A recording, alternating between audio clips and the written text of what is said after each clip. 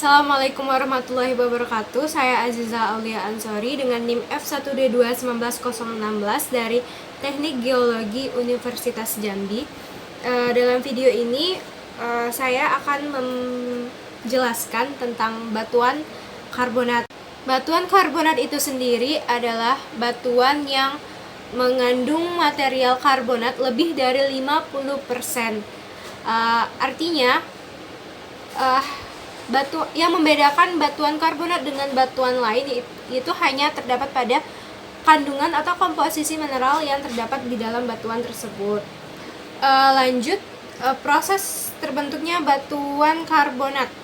Nah, proses terbentuknya batuan karbonat ada 3. Yang pertama organik. Organik di sini itu langsung dari organisme yang ada sebelumnya. Lalu yang kedua ada mekanik atau mekanis, itu terbentuk dari proses sedimentasi batuan sedimen sebelumnya atau batuan-batuan sebelumnya. Lalu yang terakhir adalah batuan sedimen yang terbentuk melalui proses kimiawi. Proses kimiawi di sini disebut juga dengan dolomisasi, di mana pada proses ini akan menghasilkan batu gamping yang kaya akan mineral dolomitnya. Nah, dari proses terbentuknya batuan karbonat itu terdapat kontrol sedimen karbonat.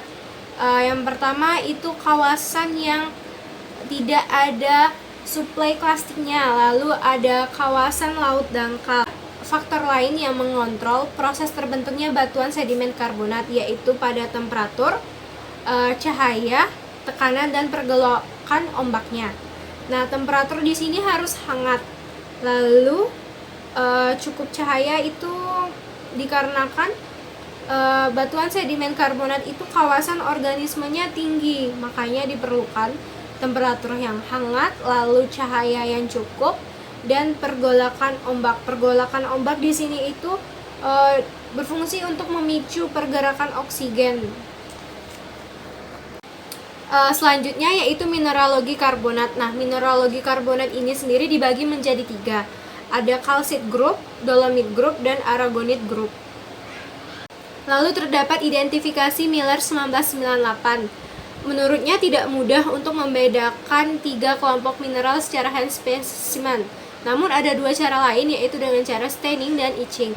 Nah, staining di sini itu dengan cara memberikan larutan pada mineral yang akan mengakibatkan perubahan warna pada mineral tersebut. Lalu yang kedua yaitu dengan cara menggores. Nah, dari goresan tersebut dapat kita lihat pada skala Mohs.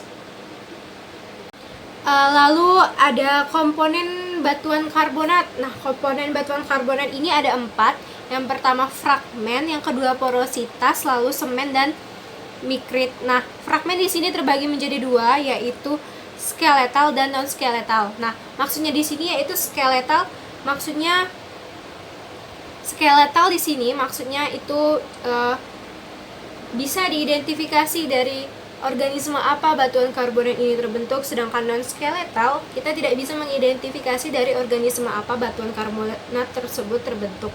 Misalnya kita menemukan batuan karbonat. Nah, dari batuan karbonat ini kita mengidentifikasinya bahwa ia terbentuk dari organisme alga misalnya. Nah, itu maka dia akan masuk ke fragmen skeletal. Namun jika kita tidak bisa mengidentifikasi dari organisme apa batuan karbonat itu terbentuk, maka dia akan masuk ke fragmen non skeletal. Lalu terdapat 2 klasifikasi umum batuan karbonat. Yang pertama Fox dan Dunham. Fox di sini dia mengklasifikasikan batuan karbonat berdasarkan alosem, sparit, dan mikritnya. Sedangkan Dunham mengklasifikasi batuan karbonat itu berdasarkan kemas butirnya, rasio alosem atau mikritnya, dan pengikat antar butirnya.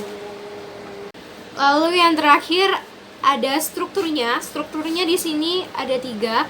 Ada stromatolit, nodular structure, dan sitolit. Nah, stromatolit ini sendiri adalah struktur yang terbentuk dari blue-green alga. Di sini strukturnya membulat-membulat. Ada nodular struktur yang berbintik-bintik hitam, dan yang terakhir ada sitolit. dia strukturnya dan yang terakhir ada sitolit. Sitolit ini strukturnya seperti jahitan yang bergerigi. Hal ini diakibatkan karena adanya tekanan. Oke. Itu saja yang dapat saya sampaikan pada video ini.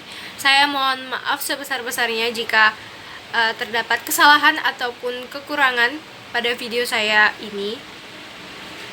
Saya akhiri. Wassalamualaikum warahmatullahi wabarakatuh.